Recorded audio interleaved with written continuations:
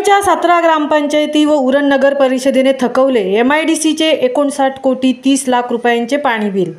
उरण तालुक्यातील 20 ग्रामपंचायतींना MIDCच्या रानसई धरणातून पाणी पुरवठा केला जातो। मात्र या 20 पैकी 17 ग्रामपंचायतींनी MIDCचे गेले कित्येक वर्ष पाणी बिले भरले नसल्याने त्यांच्याकडे कोट्यवधी रुपयांची पाणी बिलाची थकबाकी आहे। या ग्रामपंचायतीकडे MIDCची मार्च 2024 अखेर पाणी बिलाची 27 कोटी 63 लाख 34,155 रुपये इतकी बाकी आहे।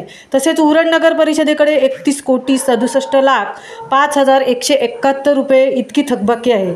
त्यामुळे MIDCच्या विकास कामांना गती मिळत नाही।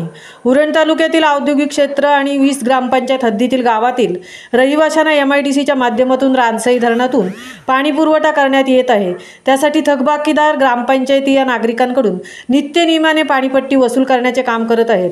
तसेच JNPA, ONGC, BPCL, Mahavitaran company इतर प्रकल्पासह गाव परिसरात निर्माण झालेल्या मालाची हाताळणी करणाऱ्या गोदाम यार्डमुळे अनेक ग्रामपंचायती या आर्थिकदृष्ट्या सघन झाल्या आहेत। मात्र तरीही MIDCला पाण्याचे बिल भरण्यामध्ये टाळाटाळ केली जाते। त्यामुळे या ग्रामपंचायतीकडे कोट्यवधीची थकबाकी साठून राहत असल्याचे दिसून येत आहे।